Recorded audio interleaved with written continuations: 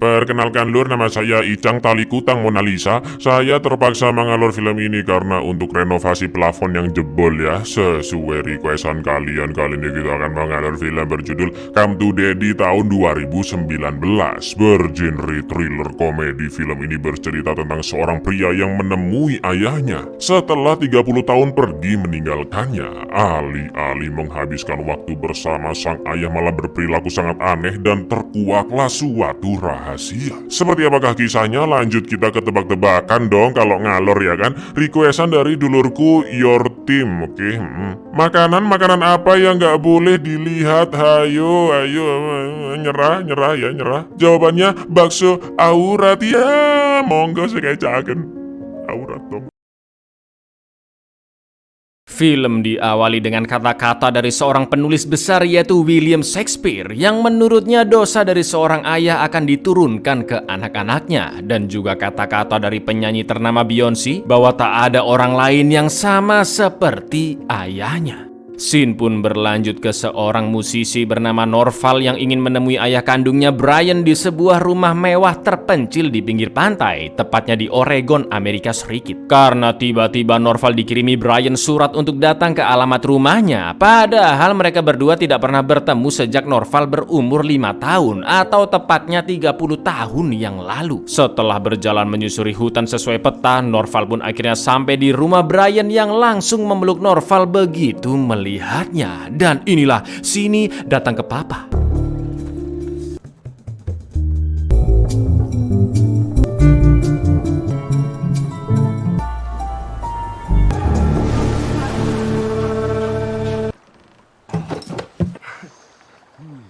Setelah membereskan kopernya di kamar, Norval pun diajak Brian selfie bareng. Tapi karena Brian masih sedikit kobam, dia tidak sengaja menjatuhkan HP Norval ke laut. Mana iPhone versi limited pula, cuma ada 20 pieces di dunia lur. Norval yang sudah lama tidak bertemu ayahnya pun tidak bisa marah dan hanya terdiam melihat HP super muahalnya yang jatuh dan rusak begitu saja. Careful, limited edition gold smile. Malam harinya Norval menghabiskan waktu bersama ayahnya dengan masak-masak, makan malam sambil ngobrol ngalor ngidul. Akan tetapi sikap ayahnya seakan-akan tidak seperti orang tua yang sudah lama tidak bertemu anaknya. Brian memang sempat menanyakan kabar Norval dan ibunya, tapi anehnya sikap Brian berkali-kali menyinggung Norval, mulai dari mengiming-imingi Norval yang berusaha mengurangi ketergantungan alkohol, sampai mengolok-olok Norval yang ketahuan berbohong jika dia adalah seorang pemusik besar dan kenal dengan orang-orang famous. Bahkan keesokan paginya ketika diajak berenang, Norval malah dilempari batu super besar oleh Brian dari kejauhan. Know Elton John, do you? Really know Elton John? End up being best friend.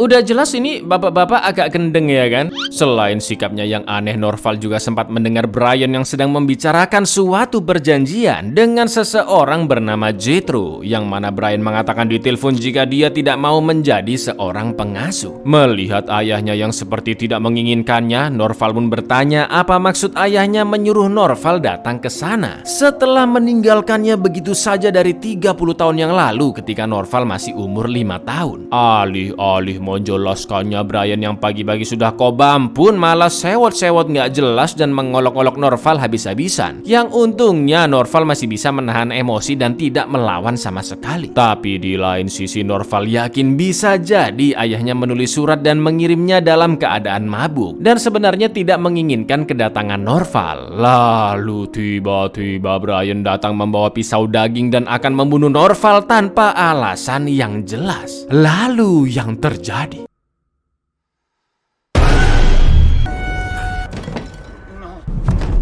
betapa terkejutnya Norval melihat ayahnya yang tewas terkena serangan jantung di depan matanya. Dia pun langsung menelpon ibunya dan menjelaskan kejadian barusan, lalu menutupi jasad Brian dengan selimut dan menghubungi kepolisian. Perasaan Norval pun benar-benar campur aduk karena meskipun tingkah Brian sangat aneh, tetap aja dia adalah ayah kandungnya ya kan. Keesokan harinya polisi dan satu petugas forensik pun datang yang tidak mencurigai Norval sebagai pembunuhnya dan mempercayai semua keterangannya. ayahnya. Lalu petugas forensik juga menjelaskan jika jasad Brian akan dikembalikan ke rumah setelah selesai diproses di rumah sakit karena ruang penyimpanan mayat lagi kebanjiran. Loh, berarti mau nggak mau Norval akan bermalam dengan jasad ayahnya ya kan? Karena dia akan menunggu ibunya yang datang di hari Jumat nanti. I believe you. Tell you something though, he did have raisin eyes. Oh, there's a storage issue in town at the moment from the flooding. I'm gonna take him away, drain the blood from his body, and then bring him back here. Setelah jasad Brian selesai diproses dan dikembalikan ke rumah, Norval pun menaruhnya di kamar Brian dan dia sempat mengalami banyak keanehan yang membuatnya cukup stres. Seperti suara-suara aneh yang terdengar di rumahnya dari saluran air di bawah, sampai seseorang yang melihatnya dari hutan saat Norval lagi pipis. Norval yang kobam pun meluapkan amarahnya ke jasad Brian karena menganggap jasad itulah yang membuatnya tidak tenang, sampai akhirnya dia pun ketiduran di samping mayat ayahnya. Shut up!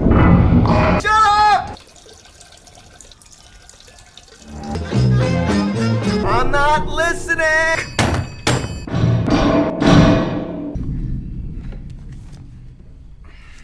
Oh, fuck. Who's doing this? Dead, leathery coward. I'm glad you're dead. Keesokan paginya, Norval tanpa sengaja menemukan laci tersembunyi di dinding yang berisi sarung tangan baseball dan juga album film. Bukan dong, album foto. Norval pun merasa nostalgia dengan foto ibunya bersama dirinya semasa kecil.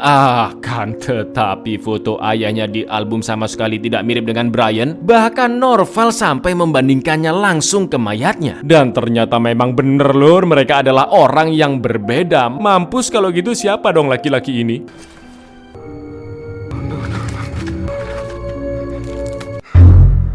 Tak lama kemudian kembali terdengar suara berisik dari bawah. Norval pun mencari sumber suara ke sekeliling rumah. Sampai akhirnya dia menemukan sebuah pintu rahasia ke dalam tanah dan langsung masuk ke sana sambil membawa senter. Tiba-tiba dari kegelapan terlihat seorang bapak-bapak dengan kondisi babak belur, telinganya kroak sebelah dan kedua tangannya dirantai. Ternyata tak lain tak bukan dia adalah Brian yang asli, sedangkan laki-laki yang tewas adalah Gordon. Brian pun sangat sumringah melihat anaknya yang akhirnya datang, tapi dia langsung menyuruh Norval segera menutup pintu lubang dan bersiap membunuh laki-laki bernama Jethro yang akan tiba sebentar lagi. Norval yang anak baik-baik dan cinta damai pun sangat kebingungan, panik dan gak tahu apa yang terjadi. Dia langsung mengambil barbel sebagai senjatanya lalu bersembunyi di dalam lemari. Tak lama setelah itu Jethro datang memaksa Brian untuk memberitahu di manakah harta miliknya disimpan. Namun Brian mengaku dia sudah menjelaskan semuanya ke Gordon bahwa semua hartanya telah habis tak bersisa. Mendengar itu Jethro langsung menusuk perut Brian dengan pulpen yang sudah dilumuri oleh dan bisa menginfeksi Brian. Seketika Brian pun langsung berteriak dan menyuruh Norval untuk segera membunuh Jethro. Now fucking kill him! Kill him! You still alive? Sayangnya Jethro sempat melawan dan akhirnya berhasil kabur. Lalu dari atas Jethro berteriak jika dia akan kembali membawa temannya yang bernama Dandy. Karena tidak ada kuncinya, Brian pun menyuruh Norval membuka gembok tangannya dengan isi pulpen tadi. Dan Brian pun mulai menjelaskan apa yang sebenarnya terjadi. Semuanya berawal setelah Brian meninggalkan ibu Norval dan tinggal di Bangkok sambil melakukan banyak aksi kriminal bersama Dandy, Jethro dan juga Gordon. Sampai akhirnya mereka semua ingin pensiun dan akan melakukan aksi yang terakhir, yaitu menculik putri dari orang terkaya se-Thailand. Tapi setelah mendapat uang tebusan yang sangat-sangat banyak, Brian pun kabur membawa uangnya dan jelas mereka memburunya untuk mendapatkan uang tersebut. Padahal seluruh uangnya memang beneran sudah habis, yang sebagian besar untuk menafkahi Norval dan ibunya. Norval pun hanya bisa terdiam setelah mengetahui hidupnya selama ini berasal dari uang haram hasil penculikan ayahnya. Lalu karena kunci gembok tidak kunjung terbuka, Brian memaksa Norval untuk mematahkan jempol dan telunjuk kirinya agar Brian bisa terlepas dari ikatannya. You take my thumb, bend it all the way back. I abandoned you as a child. Meski kedua jarinya sudah dipatahkan, tapi tangan Brian masih kebesaran untuk lolos dari rantai. Dan ironisnya, ternyata rantai gembok itu cuma dicantolin, dikaitkan ke plafon tanpa terkunci, lur. Jadi sebenarnya Brian ini bisa lolos tanpa mematahkan jarinya, ya kan? Tolol memang. Setelah rantainya dilepas, Norval langsung membopong ayahnya yang terluka ke atas dan akan segera kabur dari rumah sebelum Jethro maupun Dandy datang. Lalu Norval yang masih berusaha mencerna segala kegilaan ini malah sempat-sempatnya kebelet BAB. Dia pun pergi sebentar ke toilet. Namun ternyata di dalamnya sudah ada Dandy yang lagi membuang hajat. Gak pakai lama Dandy pun langsung menyerang Norval yang badannya jauh-jauh lebih kecil darinya. Dan yang terjadi,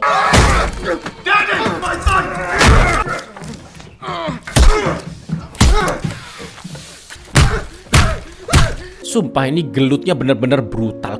Norval berhasil mengalahkan Dandy dengan sangat-sangat sadis, yaitu menusuk anunya berkali-kali dan juga memukul endasnya sampai hancur. Setelah itu Norval keluar dari sana membawa ayahnya, tapi tiba-tiba mereka melihat Jethro yang baru datang naik mobilnya sambil mengeluarkan senjata crossbow api. Untungnya karena sudah malam, Jethro tidak sadar jika Brian dan Norval sedang bersembunyi di dekat sana. Namun masalahnya, Jethro menemukan alamat Norval dan ibunya di tas milik Norval. Yang pastinya tidak lama lagi Jethro akan OTW ke sana untuk membunuh ibunya sekaligus merampas hartanya. Melihat itu Brian pun memaksa Norval untuk membunuh Jethro dan mau tidak mau, suka tidak suka, Norval menerima permintaan ayahnya demi melindungi ibunya. Secara diam-diam Norval bersembunyi di dalam bagasi mobil Jethro untuk membunuhnya karena dia tidak memiliki senjata sama sekali. You fucking wankstick! He has a flaming crossbow. I have nothing. You're gonna have to kill him. I'm not a murderer. Just killed somebody 5 minutes ago. You hide in the trunk of his car. You follow him everywhere. And the rest of the Greenwood family especially fucked. Di perjalanan, Norval mendengar Jethro yang memesan mbak-mbak malam bernama Precious lewat telepon. Lalu sesampainya di Hotel Oyo, Norval pun keluar mobil dan mengambil senjata di kursi depan setelah Jethro pergi. Tak lama kemudian Mbak Precious pun sampai ke hotel dan Norval memintanya untuk membuka pintu kamarnya sedikit ketika nanti berazalole dengan Jethro dan disogok bayaran 3 kali lipat. Tapi Precious langsung mengusirnya karena tidak mengenali Norval yang minta-minta seenaknya. Karena tidak ada kamar kosong di sana, Norval pun punya ide untuk membohongi mas-mas resepsionis jika di luar Oyo ada seorang maling. Begitu mas-masnya pergi, Norval pun langsung mengambil semua kunci serep dan membawa tusukan bon untuk menggemboskan ban mobil Jethro. Agar lebih aman, Norval tidak akan masuk langsung ke kamar Jethro, melainkan masuk dari pintu samping atau connecting door dari kamar sebelahnya, yaitu kamar 106. Yang ternyata ada 4 orang sedang ketiduran habis berazalole. Dengan sangat hati-hati Norval berjalan ke pintu samping kamar Jethro, tapi ala bisa-bisanya keinjek remote yang malah membesarkan volume TV dan membangunkan orang-orang di kamar itu. Sudah pasti Norval sangat panik dan langsung mendobrak connecting door kamar Jethro. Tapi yang terjadi,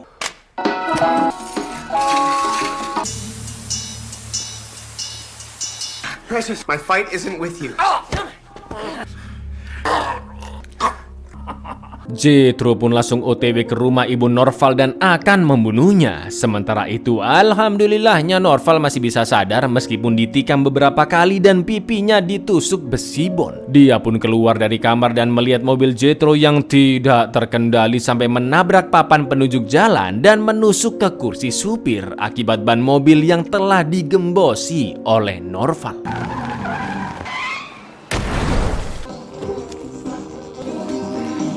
Alih-alih tewas di tempat, ternyata Jethro masih hidup dengan luka yang sangat mengerikan di kepala kanan sampai terlihat otaknya. Sambil berjalan dengan sisa-sisa kesadarannya, Jethro pun menceritakan masa lalu ibu Norval yang ternyata adalah seorang mbak-mbak pelucar dan ayahnya Brian adalah customer langganannya. Sedangkan Jethro sendiri juga pernah memperkaos ibu Norval. Mendengar itu, Norval pun mengambil tusukan bon di pipinya lalu tanpa basa-basi langsung menancapkannya ke otak Jethro. Your mother is a prostitute. Father met her. He was a flyer. Listen, Norval, this is important, so it's vital. Listen, Kurt, I fucked her. I fucked her in an abandoned factory.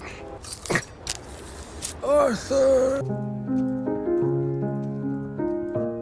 Norval yang terluka cukup parah pun berjalan tertatih-tatih kembali ke rumah ayahnya. Tanpa sengaja Norval juga menemukan sepucuk surat di kardigan yang dia pinjam dari ayahnya, yang berisi permohonan maaf Brian kepada Norval karena tidak bisa menjadi sosok ayah panutan yang baik. Setelah memaksakan diri berjalan, sampailah Norval di pantai dan langsung duduk di sebelah ayahnya yang sudah sangat lemah. Norval mengatakan jika dia tidak akan membiarkan ibunya melupakan sosok Brian, karena ternyata selama ini Norval selalu melindungi ibunya dari pria-pria yang ingin mendekat. Sebab Norval sangat yakin suatu saat nanti Brian pasti akan pulang ke rumah. Lalu ketika Norval bertanya kenapa ayahnya tidak pernah mengirimkan surat, Brian yang sudah sekarat dan tidak bisa berbicara sama sekali hanya dapat memegang tangan putra satu-satunya. I always thought you'd come back. I never let Mom get over you. I have to tell you something. Every man that came along, I drove them away. Why did you write to me?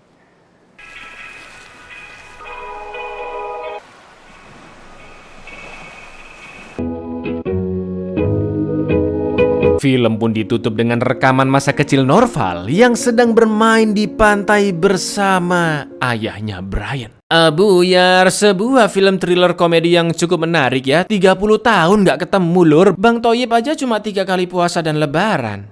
Assalamualaikum lur.